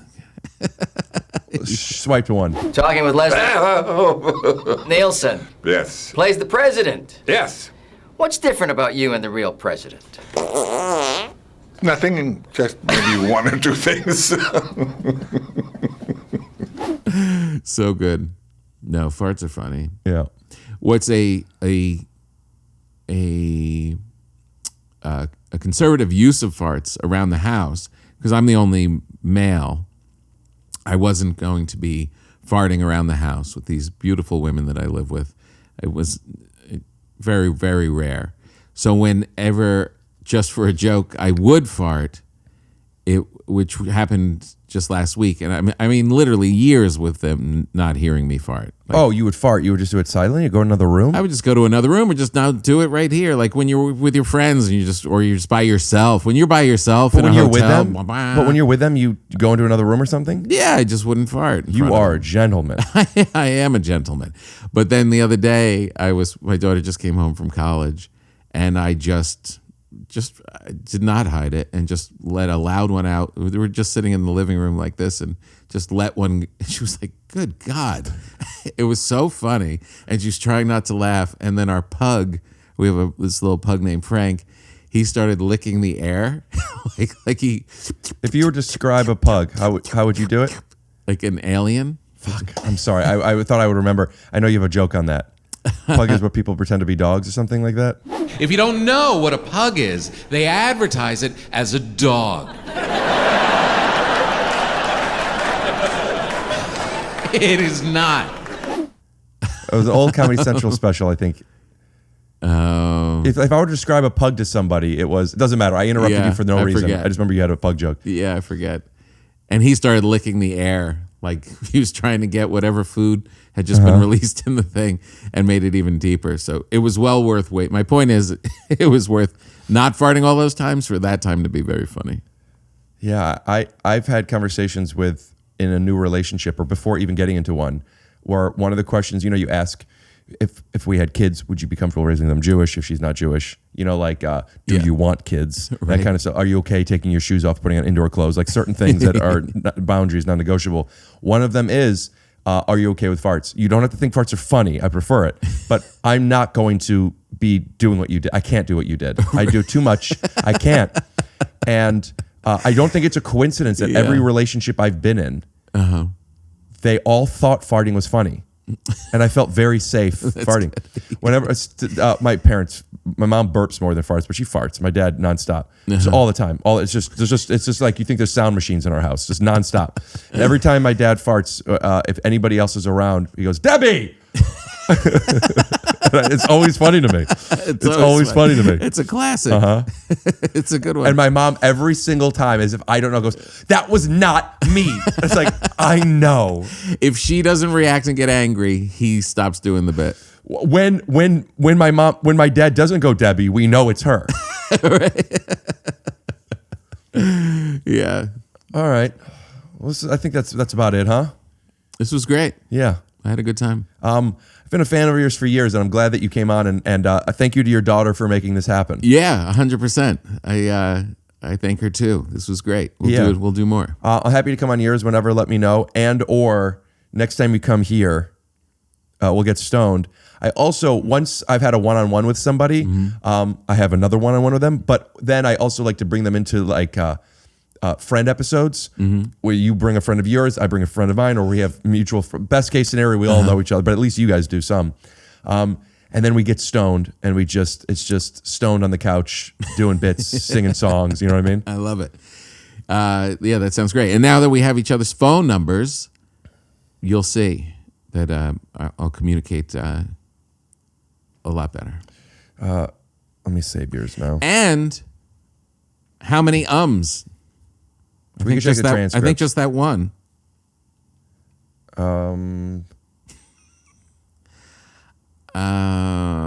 What is your Instagram? Tom Papa. Just Tom Papa. Breaking Bread with Tom Papa. TomPapa.com for my tour.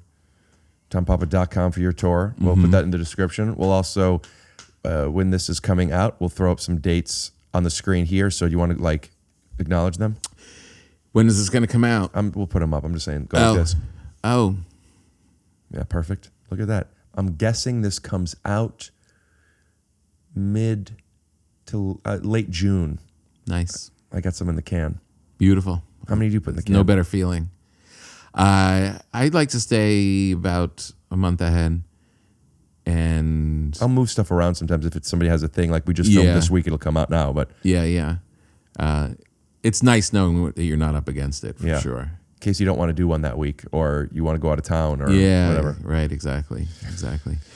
I have found, though, that this is the majority of my social life now. Oh, yeah? Yeah. Once or twice a week, I'm getting together with somebody for a couple hours. Yeah. And doing bits or getting to know them. Yeah. And then you're good? Well, it's not that I'm good. I don't need it anymore. I just don't leave my house, really. Right. So it's just, I would do it more. Like, if there's something. Yeah. That's part of like the idea of like stand up, what do you love about it and blah, blah, blah. Like one of the things is the community. Yeah. And the comedians and the people, and something that I used to like stand up more that I don't have as much anymore. I think by just as we both get older and get a bit more successful, is it used to be you'd be there waiting to go up. Yeah. And then going out to eat after. I think that's the older part. It's too late now. Yeah. But like going out, just being around it. Yeah. And being around friends. And I've made a point to do this now. I will sometimes find out, like I'll ask friends, what are your shows this week? To find out if I either am on the same place before or after, or and then I'll go an hour early. Like I'm trying to. That's good. Yeah. Because other than that, I'm not going to see anybody unless we're podcasting. I know. It's difficult. I'm going to go see a friend right now, and it's very unusual. Like, they were just going to meet in the middle of the afternoon. But he's from out of town, so it is very unusual, and I keep thinking he's definitely going to cancel before I get there. He's probably been emailing you nonstop. Yeah. All right. Well, thanks for coming over, dude. Thanks. Theme music. Scoot. I'm going to get a Polar radio before you get up. Blabbity blue. Scoop D. Oh yeah.